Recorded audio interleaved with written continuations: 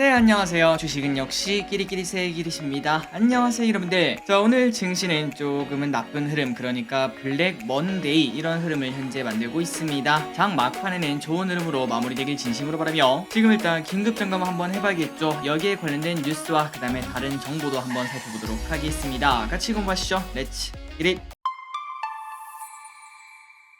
첫 번째 소식입니다. 자, 오늘은 딴 얘기 하지 말고 그냥 핵심만 쫙쫙쫙 보고 끝내보도록 하겠습니다. 전체적으로 점검을 한번 해보도록 할게요. 일단 파월은 매파적 이야기를 했으며, 그리고 그 안에서 고통이 수반되더라도 큰 폭의 금리 인상을 계속할 것이라고 말했다고 합니다. 그러니까 우리가 내심 지난주 그 다음에 지지난주에 고용도 괜찮고 그 와중에 인플레도 잡히는 걸 보니까 오야 이거 연준이 금리 인상하는 거 그거 좀 먼저 멈출 수 있을 것 같은데, 이런 기대감을 가졌고, 그에 따라서 증시가 또 급등한 바 있었죠. 그런데 연준은 이번에 아니야 너희 잘못 생각하는 거야, 우리는 고통이 수반되더라도 금리 인상 계속 할 건데 라고 말하니까 증시가 비명을 질렀다고 생각을 해볼 수 있습니다. 그래서 결국 세계 증시는 일단 지난주부터 슬금슬금 하락하더니 금요일날 큰 하락하고, 오늘 또 일단 미국 선물이 많이 빠지고 있더라고요. 그리고 빅스텝으로 방향이 잡혀가던 9월 FMC가 자이언트 스텝으로 바뀌는 그런 상황에 우리가 놓여 있다고 볼 수 있습니다. 그러면 이제 사실 우리에게 중요한 거는 뭐 빅스텝이 나오든 자이언트 스텝이 나오든 이게 중요한 게 아니라, 그래서 증시 오르냐 떨어지냐 이걸 것 같은데요. 자, 유진투자증권에서는 단기 충격에 그칠 것이라며, 중요한 거는 인플레 둔화라고 합니다. 그러니까 그냥 지속적으로 인플레 둔화만 나온다면은 증시는 또다시 기대감 때문에 움직이지 않겠습니까? 그 기대감을 바탕으로 또다시 올라갈 수 있으며, 그리고 이런 와중에 전 저점을 깨니 많이 이런 걱정은 할 필요가 없다라고 볼 수 있다고 합니다. 그리고 이어서 메리츠 증권도 동의한다는 시각을 보도록 하겠습니다. 메리츠 증권도 마찬가지 잭슨홀 회의는 주가 하락 추세를 유발할 정도가 아니라고 말했는데요. 그 근거를 봤더니 연설의 의도는 최근 빠르게 확산된 위험 선호 심리, 그러니까 고용과 인플레를 보고 야 이거 증시도 오르는 거 아니냐, 이러한 위험 선호 심리가 기대 인플레이션 안정화라는 정책 목표 달성을 저해할 가능성을 경계하는 것에 있다고 합니다. 그러니까 증시가 이렇게 흥분하면은 인플레가 또다시 또 발작을 할 수 있으니까 워워 시켰다고 볼 수 있다는 거겠죠. 그리고 만약에 연준이 추가적으로 가속화해야 된다 이런 얘기를 했다면은 증시는 또다시 큰 하락, 추세적 하락 나올 수 있겠지만, 하지만 그런 얘기는 전혀 꺼내지 않았으며, 단순히 그냥 우리는 그대로 할 겁니다 라고 말했는데, 이러한 영향이 단기적 영향이 아니라 주가 하락 추세가 만들어진다고 보기에는 어불성설이라고 볼 수 있다고 합니다. 저길이 또 마찬가지로 생각하고 있고요. 다음으로 삼성증권에 뷰려보도록 하겠습니다. 이 친구도 마찬가지예요. 삼성증권도 주식 비중을 적극 축소할 이유는 없다고, 또한 금요일 당일 주식은 크게 하락했지만 환율과 금리는 상대적으로 차분했기 때문에 큰 걱정은 할 필요가 없다고 합니다. 자, 왼쪽에 10년물 국채금리를 봤을 때 뭐 주식 같은 경우는 엄청나게 급락했잖아요. 그렇다면은 뭐 환율이 엄청 튀던지 아니면은 채권이 엄청 튀던지 그런 흐름이 나타났어야 되는데, 그런데 왼쪽을 보니까 저기 옛날에 이 정도 장대 양봉이 나와야겠죠. 저런 흐름이 나와야지 우리가 좀 걱정을 해볼 수 있는데, 하지만 그런 흐름도 나타나지 않았기 때문에 큰 걱정은 할 필요가 없다라고 볼 수 있으며, 고로 파월 의장의 이번 연설은 주식시장에 퍼진 과도한 자신감을 걷어내는 계기가 되었다고, 이렇게 보는 게 더 적절하다는 분석을 내놨다고 합니다. 그러니까 모두의 시각이 똑같은 걸 확인할 수 있네요. 그래서 결국 삼성증권은 글로벌 공급망 재편과 미국 인플레이션 감축 법안의 수혜가 가능한 종목인 자동차, 2차전지, 친환경에너지, 조선, 기계, 건설 이러한 전통적 제조업체에 지속적으로 관심을 가지자라고 말했다고 합니다.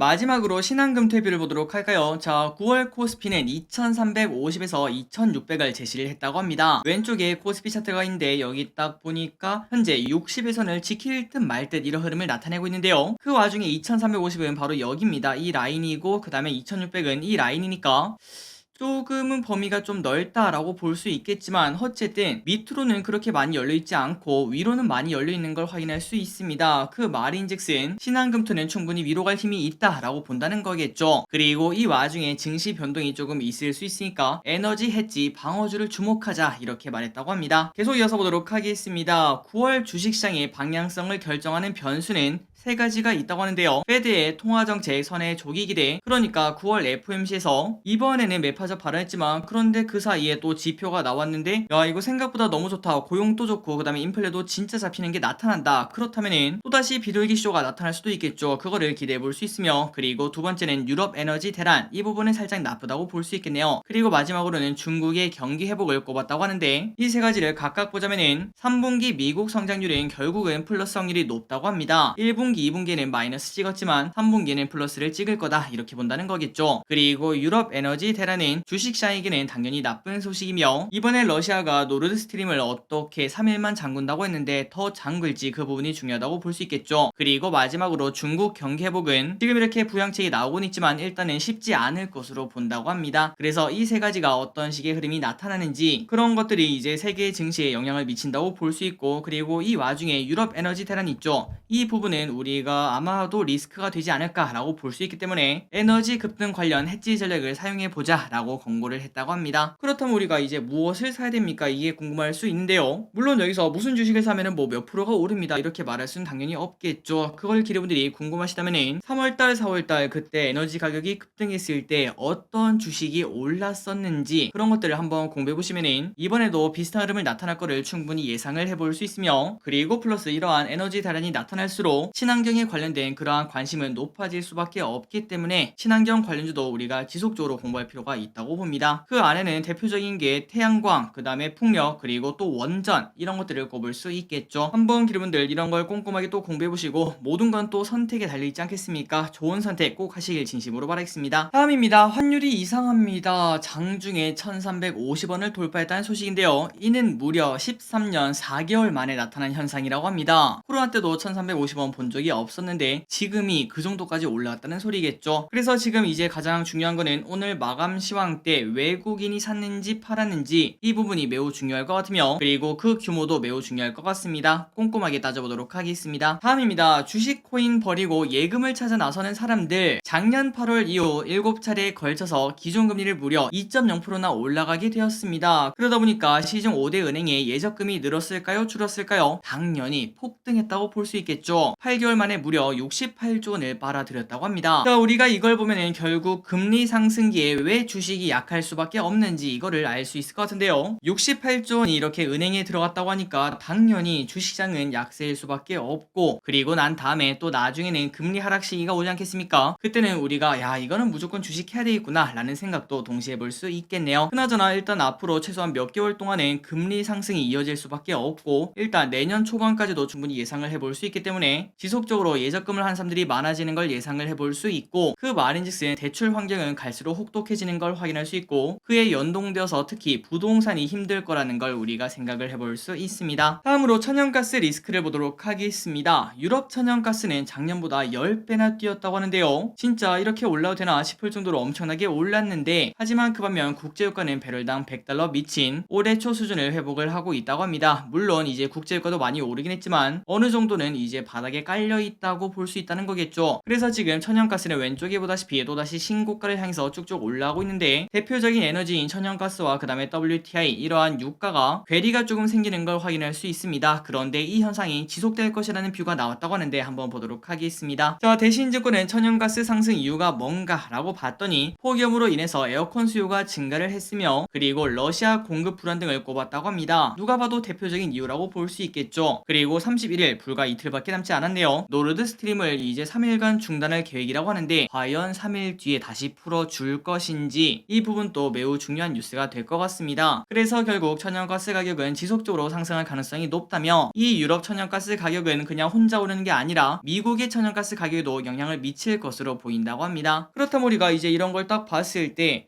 천연가스가 올랐을 때 그러니까 올해 초죠. 이때 많이 올랐을 때 어떤 주식이 수혜를 받았는지 우리가 그 주식을 사지는 않더라도 어떤 기업이 수혜를 보고 그런 걸 예측을 해보는 것도 충분히 공부가 된다고 볼 수 있겠죠. 그리고 난 다음에 야 이러면 진짜 이 주식이 오르는구나 아니구나 이거는 두 번째 똑같은 일이라면은 주가는 빠지는 흐름을 나타내는구나 이러한 데이터를 그냥 공짜로 쌓을 수 있으며 나중에 또 언젠가 비슷한 일이 일어나겠죠. 그때 우리의 투자에 또 접목을 시켜볼 수 있을 것 같습니다. 한번 여러분들 천연가스가 이렇게 급등했을 때 어떤 식의 흐름이 나타날지 예측을 해보시기 바래요. 그리고 이것도 당연히 이어서 생각을 해볼 수 있겠죠. 우리 도시가스 요금도 올라갈 걸 당연히 생각을 해볼 수 있습니다. 국제 천연가스 가격이 치솟고 그다음에 환율도 급등하면서 도시가스 요금이 또다시 인상될 것으로 보인다고 합니다. 그나저나 환율이 이거랑 뭔 상관일까요? 맞습니다. 이제 천연가스를 우리나라에서 생산하는 게 아니죠. 다른 나라에서 사와야 되는데 그때 달러를 사용을 해야 되는데 환율이 너무나 높으니까 당연히 손해를 볼 수밖에 없습니다. 그렇기 때문에 이렇게 환율 그다음에 천연가스가 급등하니까 요금이 당연히 오를 수밖에 없으며 특히 한전의 적자 규모도 올해 30조에 달한다고 하니까 공공요금 상승은 피할 수 없을 것 같습니다. 그리고 지금 이제 날씨가 불과 한 2주 전만 해더라도 진짜 더워 죽었거든요. 하지만 지난주에 처서가 지난 다음에 갑자기 추워지더니 어젯밤에 산책을 나왔더니 반팔을 입고 돌아다니기는 좀 추운 날씨, 그런 날씨로 갑자기 변하고 있습니다. 그래서 뭔가 날씨가 야 이게 벌써 이렇게 추워되나 싶은 생각이 들고 그래서 올해 겨울은 갑자기 뭐 너무 추운 거 아니냐라는 생각이 드는데 난방비가 또 우리를 무섭게 공격할 수 있는 거 아닐까라고 볼 수 있습니다. 다음입니다. 인플레 감축법 멈춰. 자 왼쪽에 보시면은 현대차의 주가가 오늘 또 3%나 하락하고 있습니다. 물론 오늘 3% 하락하지 않은 그런 기업을 찾기가 더 어렵지만 그럼에도 그 전에 쭉쭉쭉 올라가던 현대차가 이제 살짝 멈춰선 계기가 있었는데 그게 바로 인플레 감축법이었죠. 인플레 감축법이 시행되면은 이제 현대차가 최근 들어 미국에서 전기차가 잘 팔린다 이런 뉴스가 나왔었는데 내년부터 이제 2년 동안은 미국에서 보조금을 받지 못한다고 하니까 판매량이 무조건 차질이 생길 수밖에 없었습니다. 그러다 보니까 주가 하락은 했고 그래서 결국 정부 합동 대표단이 긴급 방미를 했다는 소식이 나왔습니다. 이거를 해결하기 위해서 나갔다고 볼 수 있겠죠. 그리고 플러스 지난주에는 정의선 회장도 미국으로 간 바 있었는데 그래서 여기서 이제 어떤 이야기가 나올지는 우리가 아직은 알 수가 없습니다. 호재가 나올지 아니면 아무것도 못할지 그건 알 수가 없겠죠. 그리고 우리가 지금 딱 생각해봐도 야 근데 미국 입장에서 자국 기업들을 키우는 기회를 버릴 수 있을까라는 생각은 충분히 해볼 수 있습니다. 안 그래도 현대차가 테슬라를 뭐 슬금슬금 따라잡니마니 삼성이랑 애플 구도니마니 이런 얘기가 나오고 있는데 미국이 굳이 우리나라 편을 들 필요는 없다라고 볼 수 있겠죠. 다만 그 와중에 조금이라도 숨 쉴 수 있는 그런 구멍이 나와줬으면 좋겠습니다. 다음입니다. 4인 가족이 영화를 보면은 과연 얼마가 들까요? 무려 10만원이 든다고 합니다. 자 저도 가족끼리 영화 본 지가 좀 오래되긴 했는데 그때만 해도 많아봐야 한 5, 6만 원 정도 아니었을까요? 그런데 지금은 영화표랑 이제 팝콘 그런 것들을 먹으면은 무려 10만 원 가까이 든다고 합니다. 최근 들어 기름들이 아시다시피 영화 시장이 조금 되살아나는 그런 흐름이 나타났습니다. 그거는 뭐 당연한 흐름이라고 볼 수 있겠죠. 그리고 실제로 실적을 봐도 19년 대비 80%까지 매출액이 돌아오는 그런 모습이 나타나고 있다고 하는데 다만 그 와중에 우리가 위에 봤다시피 이제 가격이 많이 올란 걸 확인할 수 있어요. 그래서 이 데이터에는 왜곡이 존재하고 있다고 합니다. 바로 방문객 수를 보자면은 19년 대비 매출액은 80%인데 그런데 방문객은 65%밖에 안 된다고 합니다. 그러니까 매출을 보면은 야 이거 영화 산업 괜찮아졌네 라고 말할 수 있겠지만 그거는 그냥 영화비 자체가 많이 올랐기 때문에 그런 현상이 나타났다는 거겠죠. 실제로는 아직까지 방문객 수가 3분의 2밖에 안 되는 걸 확인할 수 있고 그리고 이번 빅4, 외계인, 비상선언, 헌트, 그 다음에 한산 이 네 가지가 좀 영화관을 움직이지 않겠나 라는 기대감이 있었지만 그런데 결국은 외계인과 비상선언, 헌트가 손익분기점도 못 넘기면서 체면을 구겼다고 합니다. 그 와중에 한산만 겨우 넘기면서 체면 실해를 했다고 하는데 어쨌든 아직까지 영화관 산업이 회복을 100%한 건 아니라는 걸 확인할 수 있었고 매출액만 봤을 때는 야 이제 거의 다 왔다 라고 볼 수 있었지만 하지만 여기에는 왜곡이 존재하고 있다는 걸 확인할 수 있습니다. 그리고 최근 들어 이제 영화관을 또 안 가는 이유는 사실 코로나 무서워서 안 가는 건 이제 거의 없겠죠. 영화비가 너무 비싸서 안 가는 사람들이 많은 것 같습니다. 다음입니다. 인도 누비는 자율주행 로봇. 자 올해 초부터 저 기리스는 이제 우주항공 관련주 그 다음에 로봇 관련주 플러스 친환경 관련주 이 세 가지는 앞으로 지속적으로 성장할 수밖에 없기 때문에 어떠한 일이 일어나도 장기 투자할 만한 그러한 섹터라는 걸 우리가 지속적으로 공부를 했었습니다. 그런데 최근 들어 친환경과 우주항공이 꽤나 급등하는 모습을 나타냈고 그렇다면 이제 남은 거는 바로 로봇 관련주라고 볼 수 있는데 자 이제 그 시기가 다가오고 있다고 합니다. 한번 보도록 할게요. 자 인도를 윙윙 돌아다니는 자율주행 로봇을 내년부터 볼 수 있다고 합니다. 정부가 규제 완화 방침을 밝혔으며 국회에서도 법안을 현재 논의하고 있다고 합니다. 그러니까 규제 완화가 되고 그 다음에 국회에서도 법안이 통과가 된다면은 그때 바로 새로운 모멘텀을 찾을 수 있다라고 볼 수 있겠죠. 그리고 정부는 자율주행 로봇 전용 운행 안전 인증 제도를 내년 상반기까지 마련해 안정성 확보 기준 마련을 목표로 삼고 있다고 합니다. 그러니까 이제 내년 상반기가 되면은 로봇 관련주에 관심이 높아질 거라고도 생각을 해볼 수 있겠죠. 자 그나저나 지금 자율주행 로봇이 다니지 못하는 이유가 뭘까요? 맞습니다. 맞습니다. 지금 자율주행 로봇은 차로 분류되기 때문에 당연히 인도로 다니면 안 되겠죠. 그런 제약이 있다고 볼 수 있고, 그리고 요 녀석이 지금 돌아다니려면은 기계 한 대당 관리자 한 명이 따라다녀야 된다고 합니다. 그러니까 사실상 이 로봇들이 이제 배달을 하러 다녀야 되는데 사람이 따라다니면은 지금 당장 쓸 이유가 하나도 없다고 볼 수 있겠죠. 그러니까 그냥 딱 연구용이라고 볼 수 있으며, 하지만 이제 이 부분이 완화가 된다면은 특정 지역에서는 뭐 예를 들면은 대단지 아파트 그런 데가 있겠죠. 배달 로봇이 돌아다니는 그러한 모습을 쉽게 확인할 수 있을 것 같습니다. 그리고 그때가 되면은 로봇은 이제 미래가 아니라 현실이 되는 걸 확인할 수 있겠죠. 다음입니다. 은행주에 투자하신 분들이 혹시 많으신지 잘 모르겠습니다. 그런데 은행주 이제는 곧 팔 때가 다가온다고 하는데 한번 관련 시각을 보도록 할게요. 자, 왼쪽에 보시면 은행에 ETF가 있습니다. 그런데 얼마 전 5월에서 5월 말이죠. 5월 말에 급락하는 걸 확인할 수 있었고 아직까지 회복은커녕 바닥권을 헤매는 걸 확인할 수 있는데, 그런데 이 와중에 은행주 이제는 곧 팔 때가 다가온다라는 시각이 있다고 합니다. 한번 내용을 보도록 하겠습니다. 최근 지지부진한 은행주가 이 와중에 실적 전망은 일단 올해는 밝을 것으로 보인다고 합니다. 다만 내년부터는 실적 개선폭이 당연히 둔화가 될 것이라며 단기 매매 관점에서만 접근하라는 DS투자증권의 리포트가 있었다고 합니다. 자, 예전에 우리가 공부했을 때 금리 상승 시기에는 은행주와 보험주가 오른다는 거 충분히 공부를 했었죠. 그래서 작년에 여기에 투자해서 이제 쏠쏠한 수익을 거두신 분들이 많으셨을 것 같습니다. 하지만 이제 금리가 올라가는 걸 고점을 찍자마자 귀신같이 은행주와 보험주는 하락하는 흐름을 나타냈는데, 여전히 금리 인상이 이어진다 이러한 이야기는 나오고 하지만 그것도 언젠가는 끝이 나겠죠. 그리고 주식은 항상 선반영을 하기 때문에 이미 주가가 한 차례 급락한 바 있었으며, 그리고 지금 만약에 투자를 하신다면은 올해 겨울, 그러니까 얼마 남지 않았습니다. 이제 그리고 겨울이면은 배당주 아니겠습니까? 배당주 투자 관점으로 쓱 들어갔다가 단기적으로 오는 게 어떻겠냐 이러한 시각을 확인해 볼 수 있었습니다. 자, 여기 대해서는 따로 한 번 더 공부를 해보도록 할게요. 다음입니다. 아이폰 14 부품주 최근 들어 많이 핫하네요. 한번 내용을 보도록 하겠습니다. 다음 주 7일입니다. 이제 얼마 남지 않았죠. 아이폰 14가 공개가 되며 KB증권은 LG노텍 그다음에 BH를 최선호주로 꼽아서 눈길을 받고 있다고 합니다. 자, 기리분들도 아시다시피 모든 거는 뉴스에 팔아라는 흐름이 나옵니다. 그렇기 때문에 이제 이 친구들도 뭐 끝난 거 아니야 라고도 볼 수 있겠지만, 하지만 이 친구들은 딱히 선반영된 부분이 그렇게 많지 않으며 이번에는 실적 전가가 눈에 보이기 때문에 다르다는 평가를 받는다고 합니다. 그리고 결국 아이폰이 나오면은 이번에도 혁신은 없었다 뭐 이런 뉴스가 나오겠지만, 그런데 또 2주 뒤면은 역대급 판매량 갱신 이런 기사가 나오지 않겠어요? 그 부분을 생각하고 LG노텍 그다음에 BH 실적이 얼마나 증가할지 그런 부분을 공부해보라고 합니다. 다음입니다. 코로나 정점 찍었나? 자, 주말 효과긴 하지만 확진자가 4만 명대로 줄었으며, 그리고 왼쪽을 보시면은 7일 평균이 이렇게 떨어지는 걸 확인할 수 있죠. 뭔가 우리가 딱 봤을 때 이제 차트생이 다 됐나 봅니다. 하락 차트가 보이는 거는 제 착각일까요? 하지만 아직까지 당장 다음 주죠. 추석이 남았고, 그리고 이제 학생들도 개학하기 때문에 걱정은 충분히 존재를 하는 그런 상황이라고 합니다. 그러니 분들 항상 코로나 조심하시기 바래요. 다음입니다. 가벼울수록 잘 팔린다. 요즘 새로운 유명 단어가 생겼다고 합니다. 로푸드, 해시 플레저라고 하는데요. 자, 로우푸드 같은 경우에는 나트륨, 당, 카페인을 줄인 음식을 말하고,